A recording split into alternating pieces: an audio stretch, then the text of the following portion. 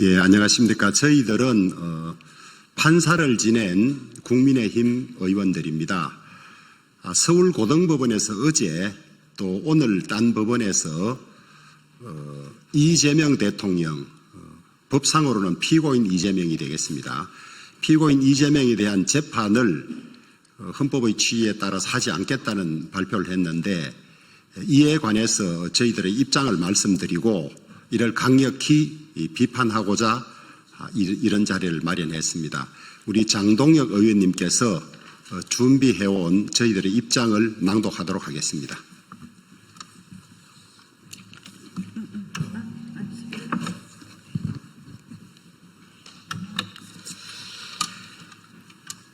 이재명 대통령에 대한 공직선거법 위반 사건의 파기환송심을 재판 중인 서울고등법원 재판부가 헌법 제84조를 이유로 기일을 변경하고 추후 지정한다고 결정을 했습니다. 사법부가 정치 권력에 굴복해서 사실상 이재명 대통령의 임기가 끝날 때까지 재판을 진행하지 않겠다는 뜻을 밝힌 것입니다. 이제 이재명 대통령에 대한 나머지 형사재판도 진행되지 않을 가능성이 높아졌습니다. 법원의 이번 결정은 국민의 눈높이에 맞지 않을 뿐만 아니라 법리에도 전혀 맞지 않습니다. 여론조사 결과를 보면 여전히 다수의 국민들은 이재명 대통령에 대한 재판은 계속되어야 한다고 응답하고 있습니다. 민주당은 대통령이 재직 중 재판을 받으면 대통령의 국정수행에 장애가 된다는 이유로 헌법 제84조의 불소추 특권의 소추에 대해 재판도 포함된다는 억지 주장을 하고 있습니다. 그러나 민주당은 홍준표 전 시장이 우리 당의 대통령 후보였던 2017년에는 불소추 특권의 소추에 재판은 포함되지 않는다고 주장했었습니다. 당시 민주당 송영길 대표는 홍준표 후보를 향해 대통령에 당선되더라도 헌법 제84조의 불소추 특권이 적용되지 않는다고 강하게 주장했었습니다. 또한 당시 헌법학자 10명을 상대로 설문조사를 실시한 결과 헌법학자 10명 중 7명은 대통령 신분이 이미 진행 중인 재판에는 영향을 미치지 않는다고 해석했습니다. 법제처가 2010년에 발간한 헌법 주석서에서도 헌법 제84조에서 말하는 형사상 소추는 기소를 의미한다고 기술하고 있습니다. 멀리 갈 것도 없이 민주당은 지난 윤석열 정부에서 대통령을 수사 대상에 포함시킨 특검 법안을 비상계엄 이전에만 19차례나 발의했습니다. 심지어 대통령 당선인 시절에 이미 2건의 특검법을 발의하기까지 했습니다. 논리는 헌법 제84조에 규정된 불소추 특권의 소추는 기소만 의미할 뿐 수사는 포함되지 않는다는 것이었습니다. 대한민국의 근간을 이루는 헌법이 한 사람을 위해 마음대로 해석되어서는 안 될 것입니다. 특히 최고 권력자인 대통령의 형사처벌을 막기 위해 대통령 한 사람에게 특권을 주는 방향으로 해석돼서는 더더욱 안 될 것입니다. 따라서 법원이 헌법을 자의적으로 해석해서 이재명 대통령에 대한 재판을 임기 후로 미루겠다고 나선 것은 매우 유감스럽고 결코 용납될 수 없는 일입니다. 같은 논리로 헌법을 개정하지 않고 헌법 제84조를 입맛대로 해석해서 이재명 대통령에 대한 모든 형사재판을 중지시키겠다는 형사소송법 개정안도 명백히 위헌입니다. 사법부의 이번 결정은 독립이라는 심장을 꺼내어 권력에 넘겨주고 스스로 죽음을 선택한 것이나 다름없습니다. 사법부의 사망은 곧 민주주의의 사망입니다. 사법부의 이러한 현실에 대하여 오랜 기간 법원에 몸 담았던 저희들로서는 큰 우려를 표하지 않을 수 없습니다. 이제라도 법원은 이재명 대통령에 대한 공직선거법 위반 사건의 재판을 다시 진행해야 합니다. 그리고 나머지 형사재판도 중단 없이 진행되어야 합니다. 국민이 이재명 대통령을 선택한 것은 당당하게 재판을 받고 본인이 강조해온 것처럼 국민 앞에 떳떳하게 무죄를 증명하라는 명령인 것입니다.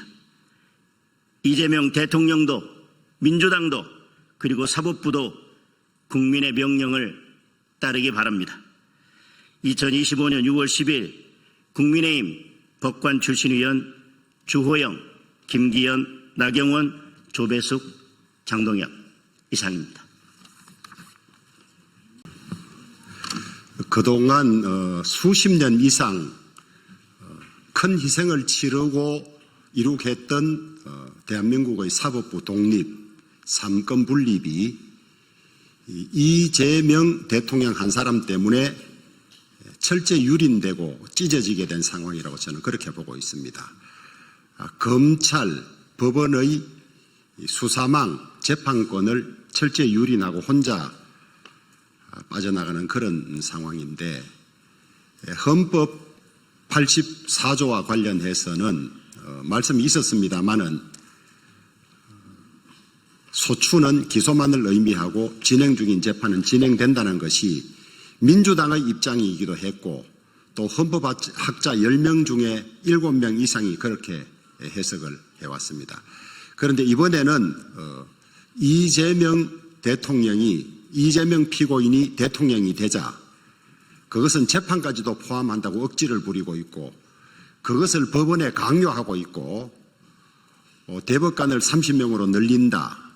그 다음에 여러 가지 입법을 통한 압박을 가하면서 법원의 항복을 요구했습니다.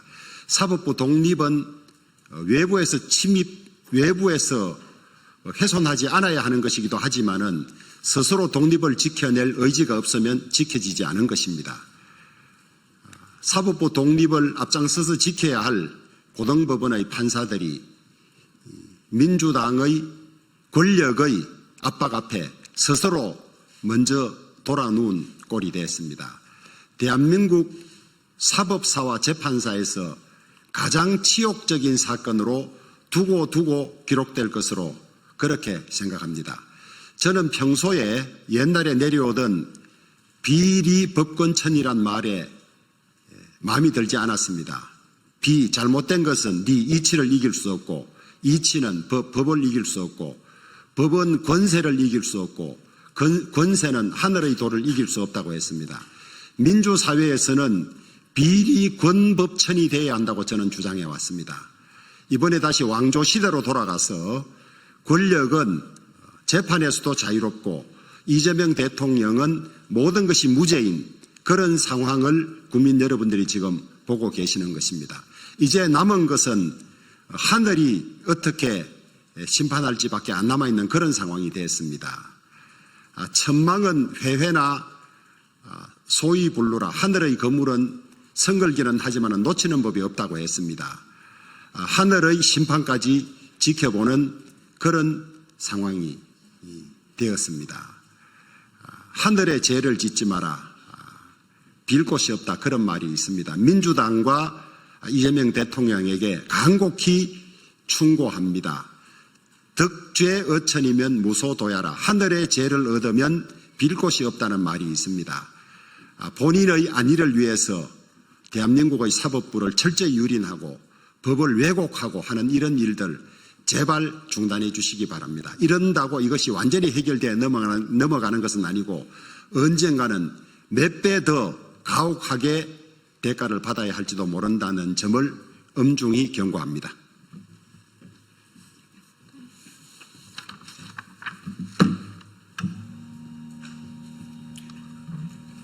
네, 나경원입니다. 정말 어제는 사법부 치욕의 날이라고 생각을 합니다. 법원 스스로 권력 앞에 무릎을 꿇었습니다. 저는 어제 자로 유권무죄, 무권유죄의 시대를 열었다. 한마디로 이재명 대표와 친한, 이제 이재명 대통령뿐만 아니라 이재명 대통령과 친한 권력자와 친한 사람들은 무죄요. 무권 유죄의 시대가 열렸다, 이렇게 생각합니다. 앞으로 대한민국 헌법이 후퇴된 어제의 사법치욕의 날은 역사에 기록될 것이라는 말씀을 드리면서 조금 전에 주호영 의장께서 이 권력은 하늘을 이기지 못한다고 하셨는데 그 천은 바로 천심이 민심이라고 생각을 합니다. 민심을 이기지 못할 것이다라는 말씀을 드립니다. 그리고 검찰에 한 가지 요구하겠습니다. 검찰은 이런 부당한 재판 연기에 대해서 즉시 기일 지정 신청을 해줄 것을 촉구합니다.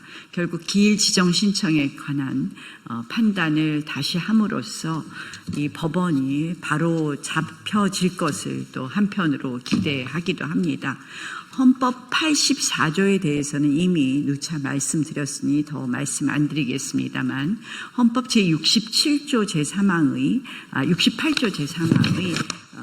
이 대통령 선거 재선거의 규정만을 보더라도 당선인의 경우와 그리고 이 대통령인 경우에 권리와 신분 상실이라는 두 가지 표현을 썼지만 거기에 열거되는 규정을 보면 역시 판결이 중단되지 않음을 미루어 해석할 수 있습니다.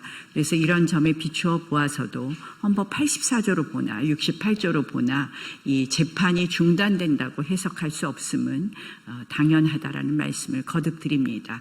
검찰은 다시 한번 검찰에게 촉구하겠습니다. 기일 지정 신청해 줄 것을 촉구하고 저희는 이러한 사법부의 후퇴에도 불구하고 또 재판정지법이라는 말도 안 되는 위헌 법률을 만든다면 여기와 관련된 헌법적 절차를 검토하여 진행할 것을 말씀드립니다.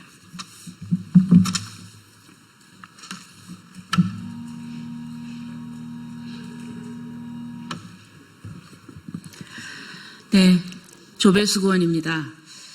우리나라는 민주주의 국가입니다. 민주주의 국가에서 중요한 것은 법치주의입니다.